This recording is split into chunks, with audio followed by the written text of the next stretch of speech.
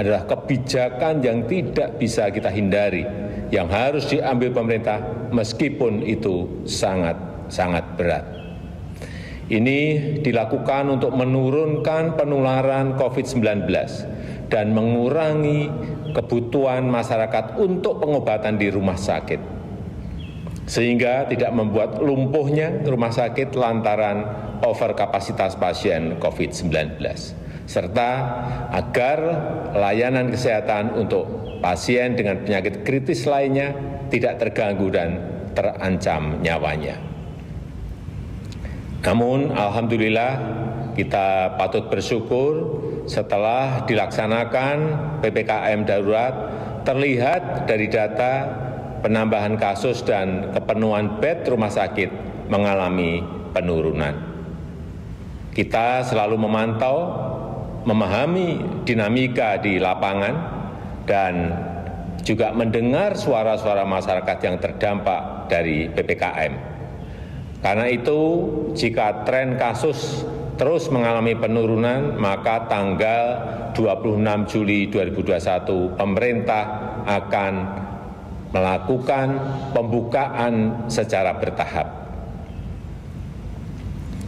Pasar tradisional yang menjual kebutuhan pokok sehari-hari diizinkan dibuka sampai pukul 20 dengan kapasitas pengunjung 50%.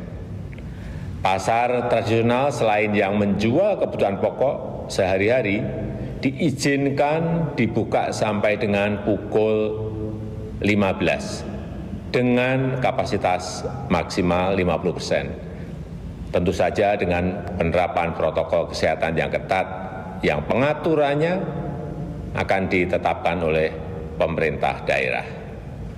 Pedagang kaki lima, toko kelontong, agen atau outlet voucher, pangkas rambut, laundry, pedagang asongan, bengkel kecil, cucian kendaraan, dan usaha kecil lainnya yang sejenis diizinkan buka dengan protokol kesehatan ketat sampai dengan pukul 21 yang pengaturannya teknisnya akan diatur oleh pemerintah daerah.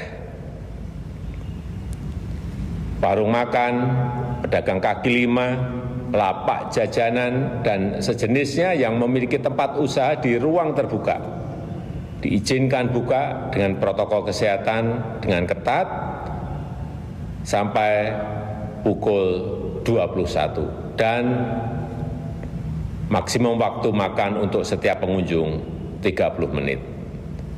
Sedangkan kegiatan yang lain pada sektor esensial dan kritikal, baik di pemerintahan maupun swasta, serta terkait dengan protokol perjalanan akan dijelaskan secara terpisah. Saya minta kita semuanya bisa bekerja sama bahu-membahu untuk melaksanakan PPKM ini dengan harapan kasus akan segera turun dan tekanan kepada rumah sakit juga menurun. Untuk itu kita semua harus meningkatkan kedisiplinan dalam menerapkan protokol kesehatan, melakukan isolasi terhadap yang bergejala dan memberikan pengobatan sedini mungkin kepada yang terpapar. Pemerintah akan terus membagikan paket obat gratis untuk OTG dan yang bergejala ringan yang direncanakan sejumlah 2 juta paket obat. Lalu bagaimana bantuan untuk masyarakat yang terdampak? Untuk meringankan beban masyarakat yang terdampak, pemerintah mengalokasikan tambahan anggaran perlindungan sosial Rp55,21 triliun berupa bantuan tunai yaitu BST, BLT Desa, kemudian PKH, juga bantuan sembako, bantuan kuota internet, dan subsidi listrik diteruskan.